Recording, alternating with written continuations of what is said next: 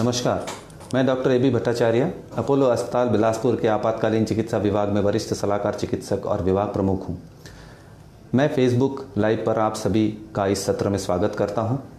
आज मैं आपसे मिर्गी के रोग, जिसे हम एपिलेप्सी और फिट्स भी कहते हैं, के बारे में चर्चा करूंगा। दुनिया में लगभग 0.5% लोग इस बीमारी से पीड़ित हैं। भारत में ये एक आम बीमारी है और करीब 100 से 120 लाख मिर्गी के मरीज हैं और इनकी संख्या बढ़ती जा रही है। यूँ तो ये बीमारी हर उम्र में हो सकती है, लेकिन बच्चों और बूढ़ों में ज़्यादा होने की संभावना है। मिर्गी से जुड़ी कुछ भ्रांतियां हैं, जैसे मिर्गी बुरी हवा लगने के कारण हो सकता है, मिर्गी एक आनुवांशिक रोग है, मुर्गी एक छुआछूत की बीमारी वाला रोग है, मिर्गी का कोई इलाज नहीं, मिर्गी पूरी तरह से ठीक नहीं हो सकता इत्यादि। आइए आज हम इस बीमारी के बारे में जानें और इस भ्रांतियों को भी दूर करें। मिर्गी या फिट्स की बीमारी क्या है? मिर्गी मस्तिष्क से उत्पन्न होने वाली एक बीमारी है। मस्तिष्क में कई कोशिकाएं होती हैं। इनमें विद्युत तरंगें उत्पन्न होती हैं। यह विद्युत प्रवाह हमारे शरीर के विभिन्न अंगों को संकेत देती है तथा उसे ठीक तरह से कार्य करने में मदद करती है। अगर मस्तिष्क के कोई भाग में अचानक ज़रूरत से ज़्यादा विद्युत तरंगें उत्पन्न होने लगे तो उससे जुड़े हुए अंग में भी अचानक तीव्रता से हरकत या कंपन होने लगता है, जैसे कि अचानक से हाथ, पैर या शरीर के किसी भाग में या पूरे शरीर में असामान्य रूप से हरकत या कंपन करने लगता है। इस हरकत को हम दौरा या झटका भी कहते हैं। जब ये दौरा बार बार आने लगे तो उसे हम मिर्गी या फिट की बीमारी कहते हैं। मिर्गी के कई प्रकार हैं, जैसे generalised tonic clonic seizures, focal seizures, complex partial seizures, absent seizures. यह विभिन्न प्रकार के नाम हमें बताते हैं कि शरीर में अलग अलग तरह से हरकतें या कंपनें हो सकती हैं जो मिर्गी के रूप में सामने आ सकता है। वैसे तो मिर्गी के कई कारण हैं। इनमें से कुछ कारण सर में चोट लगने की वजह से, कुछ वंशानुगत बीमारी के वजह से, ब्रेन ट्यूमर के कारण, मस्तिष्क ज्वर के कारण जिसे हम मेनिंजाइटिस या एनसेफेलाइटिस भी कहते हैं, मस्तिष्क में कीड़े की गांठ की वजह से जिसे न्यूरोसिस्टिक सर्कोसिस भी कहा जाता है, लकवा के कारण भी मिर्गी के दौरे आ सकते हैं, मस्तिष्क में अचानक ऑक्सीजन की कमी के कारण, शरीर में शुगर या नमक की मात्रा के कमी की वजह से मिर्गी के दौरे आ सकते हैं। ये इनमें से कुछ प्रमुख कारण हैं। मिर्गी या फिट्स को पहचानने के कुछ लक्षण होते हैं, जैसे अचानक मरीज का बेहोश हो जाना, हाथ पैरों या पूरे शरीर में कंपन होना, ऐंठन आना, चेहरे का टेढ़ापन, दांत भींचना, आंखें पलट जाना, मुंह से झाग आना, जीभ का कटना, कपड़ों में मलमूत्र का हो जाना। इसे हम जनरलाइज्ड टोनिक क्लोनिक सीजर कहते हैं। यह कंपन या ऐंठन 5 मिनट या उससे कम समय तक रहता है।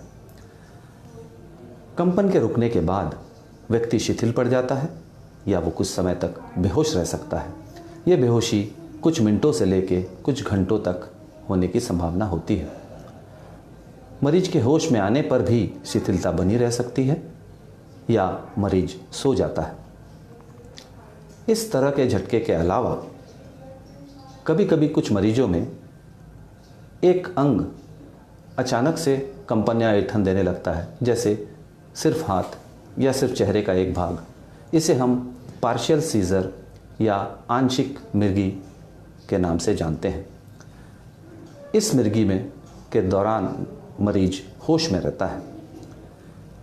कभी कभी कुछ मरीज अचानक से अपने आसपास के वातावरण से कट जाता है और कुछ क्षणों के लिए एकटक देखता रहता है और निरर्थक हरकतें करने लगता है, जैसे कुछ हाथों से ढूंढ रहा हो या अपने होठों को बार बार एक ही प्रकार से मुड़ता हो। इस तरह के लक्षण को भी हम मिर्गी का प्रकार मानते हैं, जिसे कॉम्प्लेक्स पार्शियल सीजर कहते हैं। इन लक्षणों से मिर्गी की पहचान की जा सकती है। हमें मिर्गी या फिट्स में डॉक्टरी सलाह कब लेनी चाहिए? वैसे तो मिर्गी के हर मरीज को डॉक्टरी सलाह लेनी चाहिए, लेकिन अगर दौरा पहली बार आया हो, दौरा 5 मिनट से ज़्यादा का हो, लगातार दौरे आ रहे हों, एक दौरा ख़त्म होता हो और दूसरा दौरा शुरू होता हो और बीच में मरीज बेहोशी की स्थिति में बना रहता हो, दौरा रुकने के बाद भी मरीज लंबे अरसे तक बेहोशी की हालत में हो, दौरे के साथ साथ सांस लेने में दिक्कत हो रही हो, दौरे के साथ साथ मुंह से या कई अंग से रक्तस्राव हो रहा हो, यह स्थिति मिर्गी की आपातकालीन स्थिति है। मरीज को तुरंत अस्पताल ले जाना चाहिए। मिर्गी या फिट्स की बीमारी में क्या क्या जांचें की जाती है? ये सबसे अच्छी बात है कि पहले रोगी के बारे में प्रत्यक्षदर्शी द्वारा दिया गया विवरण सबसे महत्वपूर्ण जांच है। इसी से ज़्यादातर मरीजों के मिर्गी होने की जानकारी मिल सकती है। इसीलिए मरीज को मिर्गी के दौरे के दौरान जो व्यक्ति उसके साथ में है उसे अस्पताल मरीज के साथ जाना चाहिए, ताकि डॉक्टरों के सवाल का सही जवाब मिल सके। इसके अलावा अस्पताल में डॉक्टर खून की जांच, जिसमें नमक की मात्रा, शुगर की मात्रा, किडनी व लीवर की जांच शामिल है। इसके अलावा खून में और मस्तिष्क में संक्रमण की जांच भी की जाती है। सीटी स्कैन किया जाता है, एमआरआई भी किया जाता है। इस सीटी स्कैन और एमआरआई द्वारा मस्तिष्क के अंदर कुछ बनावटों में बिगड़ाव या कोई ट्यूमर की जांच होती है, जिससे कि मरीज को मिर्गी आने की संभावना होती है। अगर ये पता न चल सके कि मिर्गी है या नहीं, तो इसकी पता करने के लिए कभी कभी ईईजी का भी सहारा लिया जाता है। ये ईसीजी जैसे हार्ट के पेशेंट को होता है, वैसे मस्तिष्क के जो जांच की जाती है, जिसमें हमको ये मालूम चलता है कि मिर्गी है भी या नहीं है, या उसके उत्पन्न कहाँ से हो रहा है। अब सवाल ये आता है कि क्या मिर्गी या फिट्स का इलाज संभव है? हाँ, मिर्गी का इलाज संभव है। आज मिर्गी के इलाज के लिए कई कारगर औषधि मौजूद हैं, जो कि मिर्गी को पूरे कंट्रोल में रखता है तथा दवाइयों का साइड इफ़ेक्ट भी नहीं के बराबर है। इन दवाइयों को कई सालों तक लगातार लिया जा सकता है और यह पूर्णतः सुरक्षित भी है। दवाइयाँ हर समय डॉक्टरों की सलाह से लेनी है। डॉक्टरों को समय समय पे जांच के लिए जाना पड़ेगा और जब डॉक्टर कहे तभी दवा का बंद करने की सोचनी चाहिए। कभी कभी कुछ मिर्गी का कारण कोई ब्रेन में ट्यूमर या मस्तिष्क के कोई इन्फेक्शन से हो सकता है। इस तरह की मिर्गी में ऑपरेशन द्वारा या औषधि के इलाज से मरीज पूर्णतः ठीक हो जाता है। दिमाग में सवाल ये भी आएगा कि क्या मिर्गी या फिट्स के इलाज के चलते हुए भी ये दौरे आने की संभावना होती है? हाँ, ये दौरे आ सकते हैं, लेकिन इसके कुछ कारण हैं। जैसे मरीज लंबे समय तक दवाई लेते रहता है, कभी भूल जाता है, इसके वजह से, अच्छी तरह नींद नहीं होने के वजह से, अत्यधिक मानसिक तनाव होने के कारण, कोई बुखार या कोई संक्रमण की बीमारी के कारण, ज़्यादा कैफीन के सेवन जैसे कॉफ़ी, चॉकलेट लेने के कारण, और कभी कभी चकाचौंध रोशनी में जाने के कारण मिर्गी होने की संभावना दवाई के चलते भी हो सकता है। मिर्गी या फिट्स अगर किसी मरीज को आता हो और वो अस्पताल से दूर है, घर पे है, तो क्या प्राथमिक उपचार हम कर सकते हैं? सबसे पहले तो ये है कि मरीज को चोट लगने से बचाएं। मरीज को समतल जगह पर लिटा दें, संभवतः करवट पर लिटाएं, क्योंकि ऐसे मरीजों को उल्टी होने की संभावना होती है और उल्टियां सांस नली में जाके सांस नली बंद हो सकती। दौरा अगर आ रहा हो तो उसे ज़बरदस्ती रोकने की कोशिश ना करें। मरीज अगर टाइट कपड़े पहने हों तो उसे ढीला करें। मरीज के सांस को रुकने से बचाएं।